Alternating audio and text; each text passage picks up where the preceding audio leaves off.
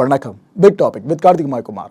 உலக புகழ்பெற்ற இயக்குனர் அகிரா குரோசாவா பற்றி தான் நிறைய விஷயங்கள் அந்த ஷோவில் பேச போகிற நிகழ்ச்சிக்குள்ள போகலாம்.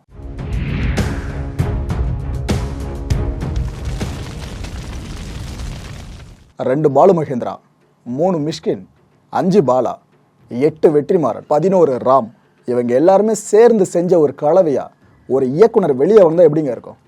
அப்பேற்பட்ட உலகம் போற்றும் இயக்குனர் தான் அகிரா குரோசாவா. எல்லா நாட்டு படைப்பாளிகளும் போற்றி வணங்கிக்கிட்டு இருக்க பிரதான குருவா பார்க்கப்படுறவர் அகிரா. ஒரு ஆசிய நபருங்க, ஜப்பானை சேர்ந்தவர். ஆனால் இவரை வணங்காத ஒரு படைப்பாளியை கூட சினிமாவில் உங்களால் பார்க்கவே முடியாது. இவரை வணங்காதவங்க படைப்பாளியாகவும் இருக்க முடியாது, அதுவே மாற்றுக்கிறது கிடையாது. அப்பேற்பட்ட ஒரு லெஜெண்டுங்க இவர். இப்போ அவர் உயிரோடு இல்லை, ஆனால் இவரை பற்றி கண்டிப்பாக மக்கள் நீங்கள் தெரிஞ்சுக்கிட்டே ஆகணும். குறிப்பாக சினிமா மேலே ஆர்வம் இருக்கும் பார்த்தீங்களா, இந்த வீடியோ பார்க்குற பல பேருக்கும் நீங்கள் தெரிஞ்சுக்கிட்டே ஆகணும். த ரோஷமன் எஃபெக்ட் கேள்விப்பட்டிருக்கீங்களா? சினிமா டெக்னிக்கில் இருக்க பிரதானமான டெக்னிக்கே இதுதான். இந்த ரோஷமன் எஃபெக்ட் டெக்னிக்கை கண்டுபிடிச்சது வேறு யாருமே கிடையாது, அகிரா அவர்கள் தான். இந்த ரோஷமன் எஃபெக்ட் அப்படின்னா என்னன்னு பார்த்தீங்கன்னா, ஒரு சம்பவம் நடக்கும். அந்த சம்பவத்தை ஒவ்வொரு கேரக்டரும் அந்த கேரக்டரோட பாயிண்ட் ஆஃப் வியூலேருந்து எக்ஸ்பிளைன் பண்ணும். இவங்க தரப்பில் பார்த்தீங்கன்னா நியாயம் ஃபுல்லாக இருக்க மாதிரி சொல்லுவாங்க. இன்னொரு கேரக்டர் பார்த்தீங்கன்னா அந்த கேரக்டர் தரப்பில் நியாயம் இருக்க மாதிரி சொல்லுவாங்க. ஆனால் இந்த கேரக்டர் சொல்கிற எல்லா விஷயங்களும் கிட்டத்தட்ட உண்மையாக தான் இருக்கும். அதெல்லாம் ஒரு புள்ளியில் போய் சங்கமிக்கும். நான் சொன்ன இந்த விஷயங்கள் அடிப்படையில் ஒரு படம் எடுக்கப்படுது பார்த்தீங்களா, இதை தான் த ராஷமோன் எஃபெக்ட் அப்படின்னு சொல்லுவாங்க. சொல்றதெல்லாம் சரிப்பா, எதுக்காக இந்த பேர் வந்துச்சு அந்த எஃபெக்ட் அப்படின்னு கேட்டிங்கன்னா, அகிரா அவர்கள் எடுத்த படம் ராஷமன் 1950வது வருஷத்தில் அந்த காலகட்டங்களே வந்துட்டு இருக்கு. இந்த படத்தில் பார்த்தீங்கன்னா ஒரு மைய கதையே ஒரு கொலை நடக்கும். இந்த கொலை சார்ந்து ஒவ்வொரு கேரக்டர்ஸோட பெர்ஸ்பெக்டிவ் இருக்குது பார்த்தீங்களா, இதை பேஸாக வச்சு தான் அந்த கதையை நகர்ந்துக்கிட்டே போகும். எல்லாத்தையும் கடைசியில் டாட்டில் கொண்டு வந்து நிறுத்துறப்ப அது வேற லெவல் எக்ஸ்பீரியன்ஸ் ஆடியன்ஸ் கொடுக்கும். இப்பேற்பட்ட ஒரு படத்தில் கிரியேட்டிவ் ப்ராசஸில் எந்தளவு லாபகமாக ஒரு விஷயத்தை ஹேண்டில் பண்ணதுனால தான் இந்த படத்தோட டைட்டில் இருக்கல ராஷமன், அதையே இந்த எஃபெக்டோட பேராக வச்சுட்டாங்க. இந்த ராஷமன் எஃபெக்டை பயன்படுத்தி பல படங்கள் இப்போ இருக்க வெளியாயிருக்கு. அதிலும் பெரும்பாலான படங்கள் நிறைய ஹிட் ஆயிருக்கு, ஒரு சில படங்கள் ஆவரேஜாக போயிருக்கு. ஆனால் ஆவரேஜாக போதுன்ற ஒரே காரணத்துக்காக அது மட்டமான படம்லாம் சொல்ல முடியாதுங்க. அந்த வகையில் இந்த ராஷமன் எஃபெக்ட் பயன்படுத்தப்பட்ட ஒரு சில படங்களை பற்றி நான் பட்டியலிடுறேன். இல்லை, முதல்ல நம்ம தமிழ் படங்களே பார்த்தலாமே. 1954வது வருஷம் நம்ம சிவாஜி சார் நடிப்பில் வெளியாக இருந்துச்சு பாருங்க, அந்த நாள். இந்த படம் முழுக்க முழுக்க முழுக்க இந்த ராஷமன் எஃபெக்டை பயன்படுத்தி தான் எடுக்கப்பட்டுச்சு. தமிழ் படம்ங்க. ஆக்சுவலாக இந்த ஒரு ஐடியா அந்த டேரக்டருக்கு வந்ததே ஒரு வித்தியாசமான நிகழ்வுன்னு சொல்லலாம். இந்த படத்தோட எழுத்து இயக்கம் பார்த்தீங்கன்னா எஸ் பாலச்சந்தர். அவர் ஒரு தடவை ஒரு திரைப்பட விழாக்கு போயிருக்காரு. அந்த திரைப்பட விழாவில் அகிரா குரோசாவாவோட ராஷமன் படம் திரையிடப்பட்டிருக்கு. அந்த படத்தை பார்த்துட்டு முழுக்க முழுக்க ஈர்க்கப்பட்டு இருக்காரு. நாம இதே மாதிரி ஒரு படத்தை தமிழில் எடுக்கணும்னு முடிவு பண்ணிட்டு தான் அந்த வேகத்திலே வந்து சரசரசரன் ஃபுல்லாக ஸ்கிரிப்டை எழுதி முடிச்சு அவர் உருவாக்கின படம் அந்த நாள். இதில் பார்த்தீங்கன்னா ஒரு கொலை நடந்துடும். இதை வச்சே ஃபுல்லாக கேரக்டர்ஸ் ஒன்னொன்னும் ஒவ்வொரு மாதிரி பாயிண்ட் ஆஃப் வியூவை வெளிப்படுத்துற மாதிரி அப்பவே இந்த ராஷமன் எஃபெக்டை 1954லேயே பயன்படுத்தியிருக்காங்க. இந்த அந்த நாள் படம் ஞாபகம் இல்லாதவங்களுக்கு இன்னொரு படத்தையும் சொல்கிறேன், கண்டிப்பாக அவனுக்கு புரியும் நம்புறேன். விருமாண்டி கமல் சார் நடிப்பில் உருவாகி இருந்துச்சு பாருங்க. அந்த படமும் முழுக்க முழுக்க இந்த ராஷமன் எஃபெக்ட் பயன்படுத்தப்பட்டு எடுக்கப்பட்ட படம். உங்களுக்கே தெரிஞ்சிருக்கும். இதே போல் ஒரு நிகழ்வு நடக்கும், அதை ஒவ்வொரு கேரக்டர் பேஸ் பண்ணி அவங்களோட பெர்ஸ்பெக்டிவ்ல இருந்து காட்டுவாங்க. அதனால தான் அந்த படத்தோட போஸ்டர்லேயே பார்த்தீங்கன்னா கமல் சார் முகம் இருக்கும், பசுபதி சார் முகம் இருக்கும், நெப்போலியன் சார் முகம் இருக்கும். அந்த 3 முகங்கள் 3 திசைகளை பார்த்துருக்க மாதிரி காமிச்சிருப்பாங்க. அதுக்கு காரணம் அந்த 3 பேரும் ஒரு நிகழ்வுல தொடர்பு பட்டிருக்காங்க. ஆனால் அவங்க தரப்புக்கு பார்க்குறப்ப அதுதான் நியாயமாக இருக்கும், தான் தரப்பு நியாயன்ற மாதிரி. எதிர் தரப்பை கை காட்டுவாங்க இவங்க தப்புன்னு சொல்லிட்டு. ஸோ ஒவ்வொருத்தர் பெர்ஸ்பெக்டிவ் எப்படி மாறுது பார்த்தீங்களா? ஸோ இந்த கேரக்டரைசேஷனை அப்போ யாராலையும் புரிஞ்சிக்க முடியல, என்னப்பா சம்மந்தம் 3 முகத்தை கொடுத்துருக்காங்கன்னு. ஆனால் அந்த ராஷமன் எஃபெக்டை பற்றி தெரிஞ்ச எல்லாருக்குமே அந்த போஸ்டர் பார்த்துல உண்மை புரிஞ்சிடும். ஓ, படத்தில் இவ்வளோ விஷயம் இருக்கா அப்படின்னு அவங்க தெளிவாக புரிஞ்சுப்பாங்க. நம்ம 2 தமிழ் படங்களுக்கு அடுத்தபடியாக பார்த்தீங்கன்னா 3 ஹாலிவுட் படங்களை பற்றியும் சொல்லி ஆகணும். நிறைய படங்கள் வந்திருக்கு இந்த எஃபெக்டை பயன்படுத்தி. அதில் முக்கியமான 3 படங்கள் பார்த்தீங்கன்னா 2014லேயே 2 படங்கள். ஒன்று கான்கல், இன்னொன்று ப்ரீ டெஸ்டினேஷன். இந்த படம் வேற லெவலில் இருக்குங்க, எனக்கு பர்சனல் ஃபேவரட். அண்ட் 1995 கூட பார்த்தீங்கன்னா அந்த யூஷுவல் சஸ்பெக்ட்ஸ் அப்படின்ற இன்னொரு படமும் வெளியாக இருக்கு. இந்த 5 படங்களுமே உங்களுக்கு பிடிக்கணும் அப்படின்னா உங்களுக்கு முதல்ல இந்த ராஷமன் எஃபெக்டை பற்றி தெரிஞ்சிருக்கணும். அப்படி தெரிஞ்சுக்கிட்டு இந்த படங்களை பார்த்தீங்கன்னா கண்டிப்பாக உங்களுக்கு ரொம்ப பிடிச்ச படங்களாக இது எல்லாமே மனசில் நிற்கும். இப்போ நீங்கள் ஸ்க்ரீனில் பார்த்துக்கிட்டு இருக்கிறதும் 1950ல் இந்த ராஷமன் படம் ரிலீஸ் ஆச்சு பார்த்தீங்களா. அந்த படம் ரிலீஸ் ஆன பிற்பாடு படத்தோட மேக்கிங் காட்சிகள்னு சொல்லிட்டு ஒன்று வெளியிடப்படும். அப்படி வெளியிடப்பட்ட காட்சியில் ஒன்று தான் இது. அகிரா குரோசாவா ஒரு விஷயத்தில் எல்லாருக்குமே முன்னோடிங்க. என்னன்னு பார்த்தீங்கன்னா, நாம் இப்போ ஒரு சில படங்களில் சூரியனை பார்ப்போம்ல, அப்படி சன் செட் ஆகிறது, சன்ரைஸ், இதெல்லாமே காட்சிகளாக பார்ப்போம். இது மாதிரி உலகத்திலேயே சூரியனை கேமராக்குள்ளே அடைச்சி அதை ஒரு காட்சியாக மக்களோட கண்களுக்கு கொண்டு வந்த முதல் இயக்குனர் அகிரா குரோசாவா தான். இது எத்தனை பேர் தெரியும்? ஏன்னா அந்த காலகட்டங்களில் கேமராஸ் பார்த்தீங்கன்னா சூரியனை அப்படியே ரெக்கார்ட் பண்ணுற அளவுக்கு வல்லமை இல்லாமல் இருந்திருக்கு. ஆனால் டெக்னிக்கலாக அதையும் டேக்கிள் பண்ணி ஒரு சில விஷயங்களை சேஞ்ச் ஓவர் பண்ணி அகிரா குரோசாவா இதை சாத்தியப்படுத்தி இருந்தார். ஸோ இவர் இல்லாமல் இருந்திருந்தார் அப்படின்னா நாம சினிமா படங்களில் சூரியனை பார்க்கறதுக்கே இன்னும் எவ்வளோ வருஷம் ஆகிருக்கும்னு தெரியல. ஒவ்வொரு டிரெக்டரும் ஒவ்வொரு விதங்க. அதாவது குறிப்பிட்ட சமூக மக்களுக்காக போராடுற டிரெக்டர்ஸ் படங்களில் அந்த மக்களுக்காக பயங்கரமாக பேசுவாங்க. அதை அப்படியே என்டர்டெயின்மெண்ட் வேல்யூவோடு சேர்ந்து நம்மக்கிட்ட கொண்டு வந்துடுவாங்க. அப்போ தான் நமக்கு அந்த வழி புரியுன்ற ஒரே காரணத்தினால தான். இதுவே ஒரு சில டிரெக்டர்ஸ் பார்த்தீங்கன்னா அவங்களோட ரியல் லைஃப்பை ரீலுக்குள்ளே கொண்டு வர பார்ப்பாங்க. அவங்களோட பர்சனல் கேரக்டரை கூட படத்தில் இருக்கிற கேரக்டர்ஸ் கூட ஃபுல்லாக கொண்டு வர பார்ப்பாங்க. உதாரணத்துக்கு நம்ம கௌதம் வாசுதேவ் இருக்கார் பார்த்தீங்களா, அவரை சொல்லலாம். இது மாதிரி ஒவ்வொரு டிரெக்டர் ஒவ்வொரு விதமாக இருக்காங்களே. இதில் அகிரா குரோசாவை பொறுத்த வரைக்கும் பார்த்தீங்கன்னா அவருக்கு சித்தாந்தம்ல நம்பிக்கை கிடையாது. தன்னோட கேரக்டரை ஸ்க்ரீனுக்குள்ளே கொண்டு வரணும், அதுலேயும் நம்பிக்கை கிடையாது. 4 விஷயங்களை மட்டும்தான் நம்பினார். அவரோட எல்லா படங்கள்லையும் இந்த 4 விஷயங்களை மட்டும் தான் தொடர்ந்து சொல்லிக்கிட்டே வருவாருங்க. எல்லா படங்களும் 4 விஷயங்கள், ஃபஸ்ட்டு படத்துலேருந்து கடைசி படம் வரைக்கும். அதான் பெரிய விஷயம். முதல்ல பார்த்தீங்கன்னா திரும்ப திரும்ப கதை சொல்கிறது.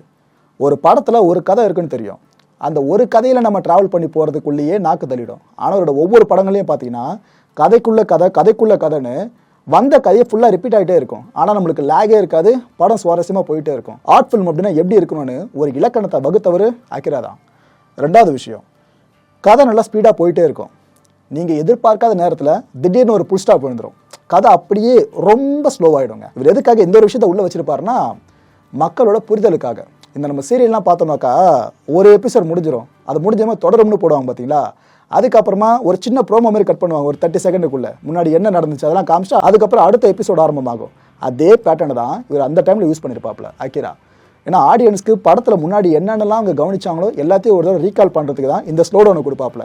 அதுக்கப்புறம் சில நிமிடங்களில் படம் அப்படியே கொஞ்சம் பிக்கப் ஆகும். அதுக்கப்புறம் கிளைமேக்ஸில் படம் முடிகிறப்ப முழுமையான புரிதலோட அந்த ஆடியன்ஸ் வெளியே வருவான். நல்லா திருப்தியாக இருந்துச்சுப்பா படம் அப்படின்னு சொல்லிட்டு. எந்த ஒரு டெக்னிக்கை அகிரா குரோசாவா தன்னோட எல்லா படங்களையும் கையாண்டிருப்பார். அடுத்து 3வது விஷயம் பார்த்தீங்கன்னா அகிரா குரோசாவா இந்த மேற்கத்திய நாடுகளோட திரைப்படங்கள் இருக்குல்ல, அதை பார்த்து தான் அதிகமாக வளர்ந்தவர். ஸோ அதனாலேயே அவரையே அறியாமல் அவரோட படங்களில் மேற்கத்திய நாடுகளோட கலாச்சாரம் நிறைய உள்ள தாக்கமாக ஏற்பட்டிருக்கும். அந்த மேற்கத்திய நாடுகளை இவர் பார்த்துருந்த ஒரு சில கேரக்டர்ஸ் இருக்கும் பார்த்தீங்களா, அந்த கேரக்டர்ஸ் கூட இவர் அறியாமல் இவரோட படங்களில் வரும். இவர் டிசைன் பண்ணுற கேரக்டருக்கும் அந்த கேரக்டரோட தாக்கத்தை இவரே அறியாமல் ஏற்றி விட்டுருவாப்ல. இவ்வளோ விஷயங்கள் நடக்கும்.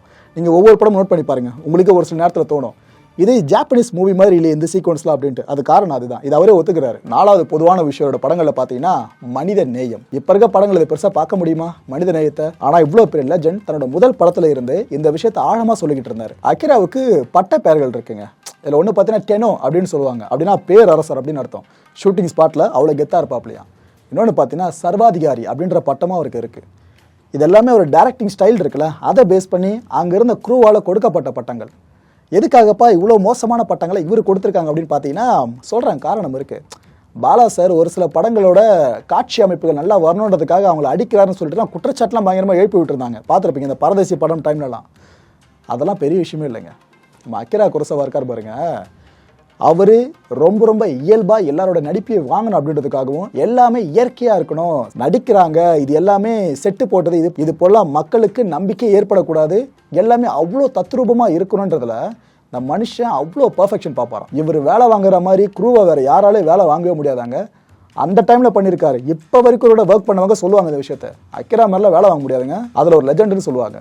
எந்த ஒரு டெடிக்கேட்டட் பர்சன் தெரியுமா அவர்? இவரோட படங்களில் வெதர் இருக்குது பார்த்தீங்களா, அது முக்கியமான கீ ரோல் ப்ளே பண்ணும். ஃபார் எக்ஸாம்பிள் மழை வர மாதிரி சீக்வன்ஸ் இவங்க வடிவமைக்கிறாங்கன்னா அப்போ மழை வர மாதிரி இவங்களே ஆர்டிஃபிஷியலாக ரெடி பண்ணுவாங்க பார்த்தீங்களா. அந்த டைமில் மழைன்றதை 2ஆக பிரிச்சுக்கிறாங்களாம். ஒன்று வந்து அடர்த்தியாக மழை பெஞ்சா எப்படி இருக்கும், லேசாக மழை பெஞ்சா எப்படி இருக்கும்னு சொல்லிட்டு. இவரோட அந்த குறிப்பிட்ட படத்தில் வந்து எமோஷனல் காட்சிக்கு இன்னும் ரொம்ப அதிகமாக மழை பேசணும் அப்படின்னு நினச்சிருக்காரு. ஸோ அடர்த்தியான மழை அப்படின்றது பெஞ்சாதான் அந்த சீன் கரெக்டாக எலிவேட் ஆகும்.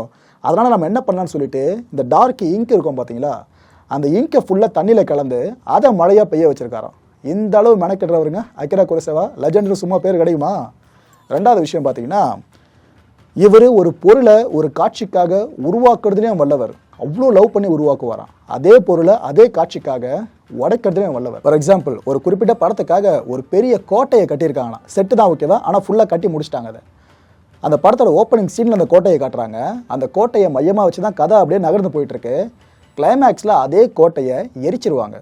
ஆக்சுவலாக அந்த கோட்டையை உருவாக்குறப்ப அகிரா அவ்வளோ சந்தோஷப்படுவாராம், தினமும் பார்த்து சந்தோஷப்படுவாராம், அதை அவ்வளோ லவ் பண்ணுவாராம். அப்படி லவ் பண்ண ஒரு ஆப்ஜெக்டை கதை முடிகிறப்ப அவங்க கிளைமேக்ஸில் அப்படியே கொளுத்திட்டு போகிறாங்கன்னா அவருக்கு எவ்வளோ கஷ்டமாக இருந்திருக்கும். ஏன்னா அகிரா பொறுத்த வரைக்கும் இவர் உயிர் உள்ள கேரக்டர், இது வந்து உயிரற்ற பொருள் அப்படின்லாம் பார்க்க மாட்டாராம். ஃப்ரேமுக்குள்ள எது வந்தாலும் யார் வந்தாலும் அவரை பொறுத்த வரைக்கும் எல்லாமே ஒரு கேரக்டர் தானே. மூணாவது விஷயம் பார்த்தீங்கன்னா, இந்த க்ளோஸ்அப் ஷாட்ஸ்லாம் இருக்குது பார்த்தீங்களா, இதை சினிமாவில் அதிகமாக பயன்படுத்தினவர் அகிரா தான். ஏன்னா ஒவ்வொரு கேரக்டரோட எமோஷன்ஸை வெளியே நம்ம கொண்டு வரணும், ஆடியன்ஸ் கிட்ட அந்த எமோஷனை கடத்தணும் அப்படின்னா அதுக்கு ஒரே வழி பார்த்தீங்கன்னா க்ளோஸ்அப் ஷாட் அப்படின்றத இவர் அவ்வளோ ஆணித்தரமாக நம்பியிருக்காரு. அண்ட் கேமராமேனு சோர்ந்து போகிற அளவுக்கு ஒன் மோர் கெட்டுக்கிட்டே இருப்பாராங்க. அவ்வளோ சீக்கிரம் அந்த பெர்ஃபார்மரை விடவே மாட்டாராம். கேமராமேனுக்கு உடம்பு வலிக்க ஆரம்பிச்சிருமா, அவங்க அமர்ந்தா கூட சோர்ந்து போய் அமர்ந்தா கூட இவர் கேமராவில் கை வச்சு நானே பண்ணட்டுமா அப்படின்னு கேட்டு பண்ண ஆரம்பிச்சிடுவாராம். அந்த அளவுக்கு ஒன் மோர்னு அந்த பெஸ்ட்டு வர வரைக்கும் அந்த ஆர்டிஸ்ட்டை விடவே மாட்டாராம். நடிக்கிறதே தெரியாமல் நீங்கள் நடிக்கணும், அதுதான் உங்களோட வெற்றின்னு வர்ற ஒவ்வொரு ஆர்டிஸ்ட்கிட்டையும் சொல்லிக்கிட்டே இருப்பாருங்க அந்த நடிகைகள் கிட்ட. நீங்கள் நடிக்கிறீங்கன்னு தெரிஞ்சிடுச்சுன்னா நீங்கள் தோத்ததுக்கு சமம். அதனால் எப்படி நீங்கள் இந்த ஒரு சுச்சுவேஷனை ரியல் லைஃப்பில் ஹேண்டில் பண்ணுவீங்களோ அதே எமோஷன்ஸோடு இந்த ஒரு சீனை ஹேண்டில் பண்ணுங்கன்னு அப்படி சொல்லி வேலை வாங்குவாராம். அவங்க நடிக்கிறது தெரியாமல் நடித்தா மட்டும்தான் அந்த டேக் ஓகே ஆகும். இல்லைனா மேலே சொன்ன பாருங்க ஒன் மோர், அது தொடர்ந்து போய்கிட்டே தான் இருக்கும். இல்லை அல்டிமேட்டாக இன்னொரு விஷயம் பார்த்தீங்கன்னா, கண்டினியூட்டின்ற ஒரு விஷயம் இருக்குது பார்த்தீங்கன்னா சினிமாவில். அதாவது ஒரே சீனை ஒரு 15 நாள் 20 நாளில் எடுப்பாங்க.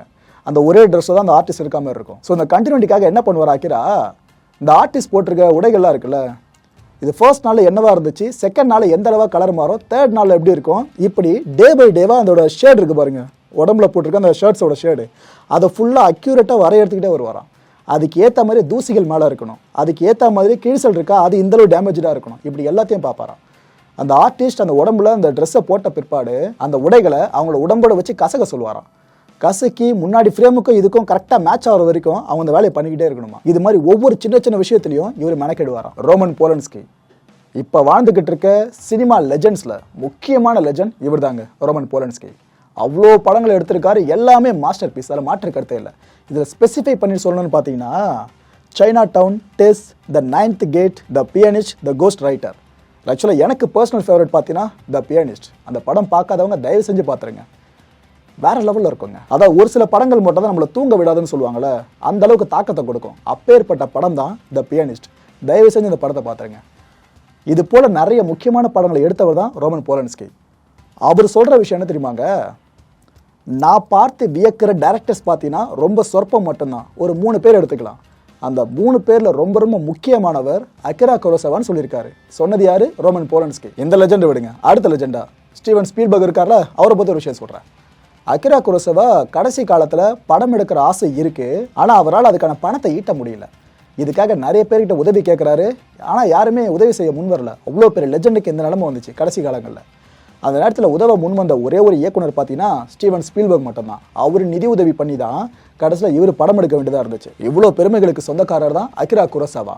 இவரால் ஜப்பான் மட்டும் இல்லைங்க, ஒட்டுமொத்த ஆசிய கண்டமே அந்தளவுக்கு கலை உலகத்தில் பெருமையோட உச்சிக்கே போச்சு. Film director, screen writer, producer, எடிட்டர்னு பன்முகத்தன்மை இந்த ஒரு மனுஷனுக்கு மட்டுமே. 1936 இருந்து 1993 வரைக்கும் கலை பயணத்தை நிற்காம தொடர்ந்துகிட்டே இருந்தாருங்க.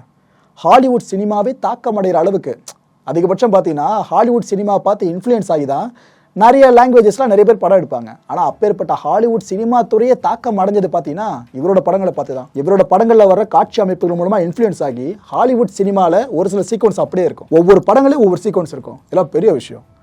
சினிமா கலைஞர் கூட ஆஸ்தான கடவுளை இப்போ வரைக்கும் போற்றப்பட்டு இருக்க அந்த ஒன் அண்ட் ஒன்லி நபர் பார்த்தீங்கன்னா அகிரா குரோசவா மட்டும்தான். ஓகே, இவரோட வாழ்க்கையை பற்றி நான் சொல்கிறேங்க, எங்கே இருந்து எங்கே வந்திருக்காருன்னு, எவ்வளோ கஷ்டங்களை பட்டிருக்காருன்னு. கண்டிப்பாக உங்களுக்கு இது மிகப்பெரிய மோட்டிவேஷனாக இருக்கும், அதை எந்த மாற்று கருத்தும் கிடையாது. குறிப்பாக சினிமாவில் சாதிக்கிற ஆசையில் பல பேர் இருப்பீங்களா, உங்களுக்கு இது ஒரு பெரிய மோட்டிவேஷனாக இருக்கும். ஒரு பெரிய சாமுரை பணக்கார குடும்பத்தில் டோக்கியோவில் அப்போ பிறந்தவர் தான் நம்ம அகிரா குரோசவா அவர்கள். இந்த குடும்பத்தில் ஒட்டுமொத்தமாக பார்த்தீங்கன்னா 8 குழந்தைங்க. அந்த 8 குழந்தைகளில் 8வது குழந்தை நம்ம அகிரா தான். மார்ச் 23 1910 பிறந்திருக்காரு. மேற்கத்திய கலாச்சாரத்தை விரும்புகிற குடும்பமாக இவங்க குடும்பம் இருந்திருக்கு. குறிப்பாக அகிரா குரோசவாவோட அப்பா இசாமு குரோசவா, அவருக்கு வெஸ்டர்ன் கல்ச்சர்னா அவ்வளோ பிடிக்குமாங்க. ஜப்பானில் இருந்தாலும் வெஸ்டர்ன் கல்ச்சர் மேலே அவ்வளோ மோகம் இருந்திருக்கு. இவர் ஆக்சுவலாக இசாமு பார்த்தீங்கன்னா ஃபிசிக்கல் எஜுகேஷன் டீச்சராக அங்கே ஒர்க் பண்ணிட்டு இருந்திருக்காரு. இசாமுவோட கேரக்டர் எப்படின்னு பார்த்தீங்கன்னா, பசங்க அதிகமாக காயப்படக்கூடாது, அங்கங்கே போய் உருண்டு விளையாடி காயப்படக்கூடாது, நம்ம கண் பார்வையிலே இருக்கணும், ஆனால் அவங்க கலை சார்ந்த ஒரு விஷயத்தை தெரிஞ்சுக்கிட்டே இருக்கணும். அப்படியே நம்ம ஒரு தந்தையாக பண்ணலான்னு சொல்லிட்டு மேற்கத்திய நாடுகளில் ரிலீஸ் ஆகிற படங்கள் ஒன்னொன்னுத்தையும் தன்னோட குழந்தைகளுக்கு அவர் போட்டு காண்பிச்சுக்கிட்டே இருப்பாராம். இது மாதிரி ஒரு காட்டினதில் ஒரு படத்தை அகிரா குரோசவா முறையாக பார்க்குறாருங்க அவரோட 6வது வயசில். இந்த முதல் படம் அப்படின்றது அப்படியே 2, 3, 4 மாறி மாறி போய்கிட்டே இருக்குது. இந்த குடும்பத்துக்குள்ளே பார்த்தீங்கன்னா சினிமா தாக்கம் அப்படின்றது ஹெவி ஆகிட்டே இருக்குது. அகிராவுக்கு எந்த அளவுக்கு சினிமா மேலே ஆசை வந்துச்சோ இல்லையோ, அகிராவோட அண்ணன் ஒருத்தர் இருக்காருங்க. அகிராவோட 4 வயசு மூத்தவர் ஹெய்கோ. இவருக்கு செம இன்ட்ரெஸ்ட் சினிமா எடுக்கணும் அப்படின்னு சொல்லிட்டு. ஒரு குடும்பத்தில் மூத்தவர் அப்படின்னாலே ஆசைகளை முதல்ல கட்டுப்படுத்திட்டு குடும்ப சூழலை முதல்ல கொஞ்சம் மேலே கொண்டு வரணும்ல, அந்த ஒரு வலையில் இவர் சிக்கிறாருங்க ஹெய்கோ. ஏன்னா இவரும் தம்பியை சேர்ந்து நிறைய விஷயங்களை பண்ண ஆரம்பிக்கிறாங்க. படம்னா காட்சி அமைப்புனா இப்படி தான் இருக்கணும், இந்த சீக்வன்ஸை இப்படி தான் நம்ம ஹேண்டில் பண்ணணும், அது இதுன்னு பேச ஆரம்பிக்கிறாங்க. நிறைய விஷயம் பண்ண ஆரம்பிச்சுக்கிட்டு இருக்காங்க. அந்த டைமில் அவங்க குடும்பம் கடுமையான வறுமையில சிக்குது. ஹெய்கோ தான் வேலைக்கு போய் குடும்பத்தை காப்பாற்றிட்டு இருந்திருக்காரு. அந்த நேரத்தில் அவருக்கு வேலையும் போயிடுச்சு. வேலை போன விரக்தியில் 1933 வருஷம் ஹெய்கோ தற்கொலை பண்ணிக்கிறார். அகிரா குரோசவா சொன்ன ஒரு ஃபேமஸான ஒரு விஷயம் இருக்குங்க. அதை நான் சொல்கிறேன், நெகட்டிவான ஃபேமஸான விஷயம் தான், அதை மனசில் வச்சுக்கோங்க. அதாவது, நான் எல்லாருக்கும் இவ்வளோ கதைகளை சொல்கிறேன், படங்கள் மூலமாக கதைகளை சொல்கிறேன், நல்லா ஸ்கிரிப்டும் பண்ணுறேன். ஆனால் நான் சொல்ல விரும்பாத கதை என்னோட வாழ்க்கையில் இருக்குது, அது என்னோட அண்ணன் ஹெய்கோ இருக்கார்ல அவரோட கதை தான் அப்படின்னு சொல்லிட்டு கண் கலங்க ஆரம்பிச்சாருங்க. அந்த அளவுக்கு அண்ணன் மேலே பாசம். ஏன்னா சினிமாவில் இவர் இந்த அளவாக வந்ததுக்கு one of the main reason பார்த்தீங்கன்னா ஹெய்கோ தான். 4 மாதங்கள் என்ன ஆகுதுன்னு பார்த்தீங்கன்னா, அதாவது ஹெய்கோ தற்கொலை செஞ்சுக்கிட்ட 4 மாதங்கள் கழிச்சு பார்த்தீங்கன்னா அகிராவோட இன்னொரு அண்ணனும் சேர்த்துட்டாரு. 4 மாதங்களுக்குள்ள இவ்வளோ கொடுமையை அகிரா ஃபேஸ் பண்ணிக்கிட்டு இருக்காரு. 23 வயதுலங்க குடும்பத்தை தூக்கி நிறுத்தணும் அப்படின்ற ஒரு பெரிய சுமை அகிரா மேலே வந்து விழுது. பணத்துக்காக பெயிண்டர் வேலைக்கும் போகிறாரு அகிரா குரோசவா. இப்போலாம் பெயிண்ட் அடிக்கிற வேலையை எப்படியெல்லாம் பார்த்துக்கிட்டு இருக்கான்னு தெரியும் உங்களுக்கு. எல்லா வேலையும் ஒரே வேலை தான். இந்த வேலை பெருசு, இந்த வேலை சின்னதெல்லாம் சொல்லவே கூடாது. அதை விட ஒரு பெரிய கேவலம் வேறு எதுவுமே இருக்காது. எல்லா வேலையோட அல்டிமேட் என்ன? பணம் சம்பாதிக்கிறது, அவ்வளோதான். இல்லீகலாக போகாமல் லீகலாக ஒரு வேலை இருக்கா, பண்ணலாம், தப்பில்லை. எதுக்காக சொல்கிறேன்னா, பல பேரும் இந்த பெயிண்ட் வேலை செய்கிற உனக்கு எதுக்குப்பா இந்த ஒரு ஆசை, அதெல்லாம் உனக்கு வேணாம், நீ இந்த வேலையை செய்வோம், குழந்தைய இந்த வேலையை செய்யிட்டு இப்படியே போங்க. நீங்கள் இந்த மனப்பான்மை கொண்ட ஆட்கள் தான் நிறைய இருக்காங்க, இப்போ வரைக்கும் இருக்காங்க. அதுதான் கொடுமை. இவ்வளோ பெரிய லெஜெண்டாக போட்டிருக்கிட்டு இருக்க நம்ம அகிராவும் இந்த வேலையை செஞ்சுட்டு தான் வந்திருக்காரு, பெயிண்டராக இருந்திருக்காரு. சைலண்ட் ஃபிலிம்ஸ் இருக்குல்லங்க, இந்த மௌன படம்னு சொல்ல பாருங்க, அந்த படங்களுக்கு நரேட்டராக வேலை செய்கிற வாய்ப்பு இவருக்கு கிடைக்குது. வேணான்னு சொல்லுவாரா? ஏன்னா இவரோட கனவு என்ன? சினிமா தான். எப்படியோ குடும்ப பாரத்தை சுமக்கணுன்றதுக்காக பெயிண்டர் வேலைக்கு போயிட்டு இருக்காரு. ஆனால் தன்னோட கனவை நோக்கிய பயணத்தோட முதல் படியாக இந்த நரேட்டர் வேலையை அவர் பார்த்தாருங்க. படங்கள் பார்க்கறத விடவே இல்லை. என்ன வீட்டில் கஷ்டம் இருக்கட்டும், ஒரு பக்கம் அவங்களுக்கு காசை கொடுக்கறது பெயிண்டர் வேலை செஞ்சு, இன்னொரு பக்கம் கொஞ்சம் கொஞ்சமாக காசை சேர்த்து வச்சு படங்களை பார்க்குறது, இப்படியே போய்கிட்டு இருக்க ஒரு லைஃபு. 1935 வருஷம் இயக்குனர் பயிற்சி அப்படின்ற ஒரு விஷயத்த தனக்குள்ளே ஏற்றுறாரு. டைரக்டர் ஆகணும், இதுக்கு நான் என்னென்ன பண்ணணும்னு சொல்லிட்டு தயாராக ஆரம்பிக்கிறார். ஒரு குறிப்பிட்ட இடத்துல சேர்ந்து அந்த காலகட்டம் லேப்லாம் இருக்கும் பார்த்தீங்களா, அந்த லேப் ஒன்றத்தில் சேர்ந்து இது போல் பயிற்சி ஆரம்பிக்கிறாருங்க. திரைக்கதை எப்படி எழுதணும் அப்படின்றத இன்ச் பை இன்ச்சாக கற்றுக்கிறாரு. ஒரு கட்டத்தில் அதில் லெஜெண்டாக மாறி இருந்தார். ஜப்பான் டிவி விளம்பரங்கள் இருக்கும் பார்த்தீங்களா, அந்த விளம்பர படங்கள்லேயே வேலை செஞ்ச ஒரு அனுபவம் நம்ம அகிராவுக்கு இருக்குது. 1936 ஜப்பான் சினிமா உலகத்தில் முதன் முறையாக தன்னோட பயணத்தை ஆரம்பிச்சிருக்காரு.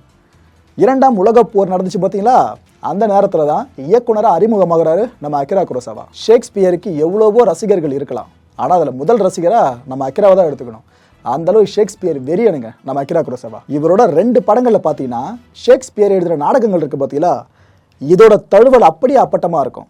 அதை ஸ்பெசிஃபை பண்ணி சொல்கிறதா இருந்தால், த்ரோன் ஆஃப் பிளட் அப்படின்ற படத்தில் ஷேக்ஸ்பியரோட மேக்பெத் இருக்குது பார்த்தீங்களா, இந்த குறிப்பிட்ட ட்ராமா அப்படியே உள்ளே இருக்கும். அண்ட் இது கூடவே ஜிடேகேக்கு ரேனில் எடுத்துக்கிட்டிங்கன்னா ஷேக்ஸ்பியர் எழுதின கிங் லியர் இருக்குது பாருங்கள், இந்த ஒரு நாடக தொகுப்பு அப்படியே உள்ளே இருக்கும். இப்படி தன்னோட படங்களில் ஷேக்ஸ்பியரோட தாக்கத்தையும் இவரால் கடைசி வரைக்கும் கைவிடவே முடியலங்க. 1958 அகிரா குரோசவாவோட த ஹிடன் ஃபார்ட்ரஸ் அப்படின்ற படம் ரிலீஸ் ஆகுது. இது உங்களுக்கு பரிச்சயம் இல்லாத படமாக இருக்கும், ஆனால் இன்னொரு படத்தோட டைட்டில் சொல்கிறேன், அது கண்டிப்பாக உங்களுக்கு பரிச்சயமாக இருக்கும். Star Wars. இந்த ஸ்டார் வார்ஸ் உருவாகிறதுக்கு பிரதான காரணமே த ஹிடன் ஃபார்ட்ரஸ் தான். இந்த படத்தை பேஸாக வச்சுக்கிட்டு தான் ஸ்டார் வார்ஸ் அப்படின்ற ஒரு பெரிய படம் சார்ந்த ஃப்ரான்ச்சைஸே உருவாக்கப்பட்டுச்சு. த ஹிடன் ஃபார்ட்ரஸில் இருக்கிற பல காட்சிகளை ஸ்டார் வார்ஸில் அப்படியே ரீக்ரியேட் பண்ணியிருந்தாங்க. ஒரு கலைஞன் வாழ்க்கைனா மேடு மட்டுமே இருக்காது, பள்ளமும் சேர்ந்து இருக்கல. ஆனால் இவரோட வாழ்க்கையில் பெரிய பள்ளம்ங்க. அப்படி இருந்த ஒரு நபர் இப்படி ஆயிருப்பார்னு யாருமே நினச்சி பார்த்துருக்க மாட்டாங்க. 1968 காலகட்டத்துக்கு பிற்பாடு என்ன ஆகுதுன்னா, டிவி அண்ட் மான்ஸ்டர் ஃபிலிம்ஸ் இருக்குல்ல, இதுக்கு தான் வரவேற்பு அதிகமாக இருக்குது. இந்த ஆர்ட் ஃபிலிம் சார்ந்து நிறைய பேருக்கு ஆர்வமே இல்லாமல் போயிடுச்சு. ஒவ்வொரு ட்ரெண்டு செட் ஆகல, அந்த டைமில் அந்த ட்ரெண்டு செட் ஆகிடுச்சு. இதனால் வாய்ப்பு இல்லாத சூழலுக்கு அகிரா குரோசவாவே தள்ளப்பட்டார். நிதி சிக்கலில் பயங்கரமாக சிக்கி தவிக்கிறாரு. தன்னோட ஸ்கிரிப்ட் பேப்பர்ஸ்லாம் இருக்கும் பார்த்தீங்கன்னா, எழுதி வச்சது, அந்த எல்லா ஸ்கிரிப்ட் பேப்பர்ஸ் மேலேயும் 30 தடவைக்கு மேலே பிளேடை வச்சு கீறி இருக்காருங்க. அவ்வளோ ஸ்ட்ரெஸ்ஸாக இருக்காரு. ஏன்னா இந்த அளவுக்கு கலைத்தாகம் இருக்கிற ஒருத்தரால் காசுன்ற ஒரே காரணத்தினால அந்த படைப்பை நிகழ்த்த முடியாமல் போனால் எவ்வளோ வலி ஏற்படும். கலைஞர்களுக்கே உண்டான வலி, அந்த வலியோட வெளிப்பாடு தான் 30 தடவைக்கு மேலே பிளேடை வச்சு ஃபுல்லாக ஸ்கிரிப்ட் பேப்பரில் கீறி விட்டுட்டு இருந்தது.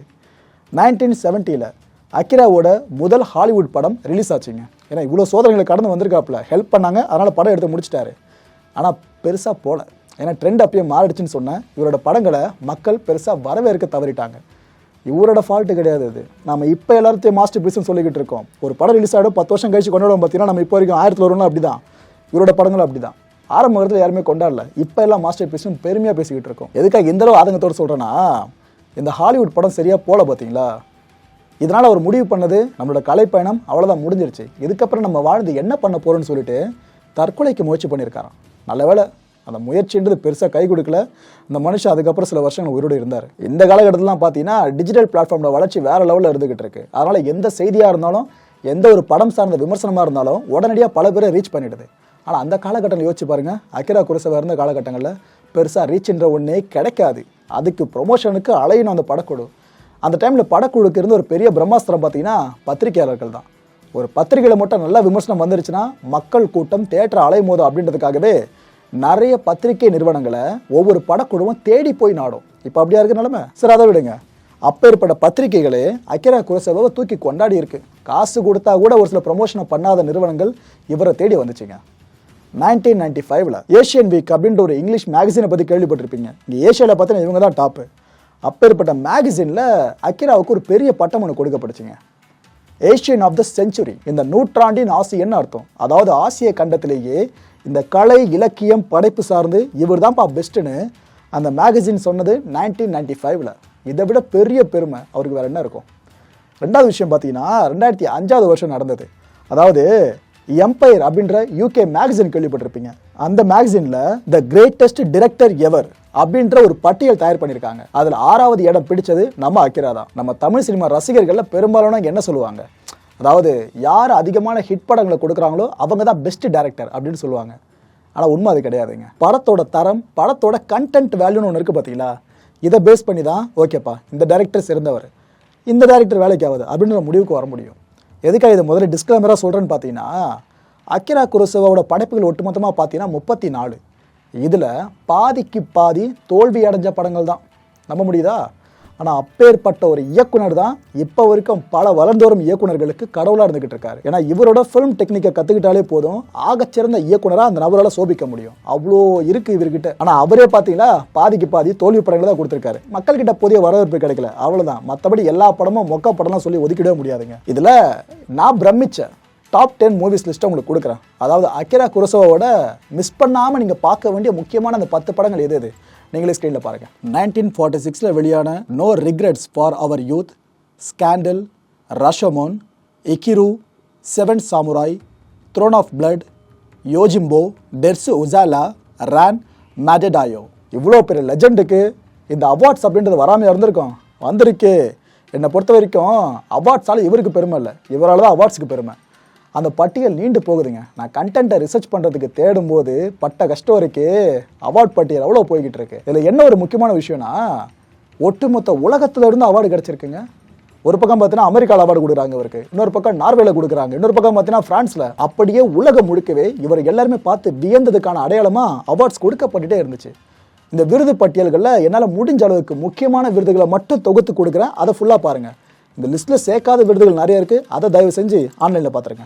1990 வருஷம் வாழ்நாள் சாதனையாளருக்கான கௌரவ ஆஸ்கார் விருது இவரை வந்து சேர்ந்துச்சு. BAFTA awards 2, Norway Amanda awards 1, Japanese academy awards 2, Berlin international film festival awards 3, blue ribbon awards 6, Bodil awards 1, British film institute award 1, Cannes film festival award 1, directors guild of America award 2, French syndicate of cinema critics award 1, Italian national syndicate of film journalist award 2, Moscow international film festival awards 3, and கடைசியாக பார்த்தீங்கன்னா Venice film festival award 7. அகிராவை பொறுத்த வரைக்கும் film ஃபெஸ்டிவலில் தவிர்க்க முடியாத ஒரு ஹீரோவாக இருந்திருக்காருன்னு தெள்ள தெளிவாக தெரியுது. ஒரு பெரிய லெஜெண்டோட வாழ்க்கையை நம்ம திரும்பி பார்க்குறோம் அப்படின்னா அவர் வாழ்க்கையில் நடந்ததை மட்டும் நம்ம எடுத்துக்கூடாது.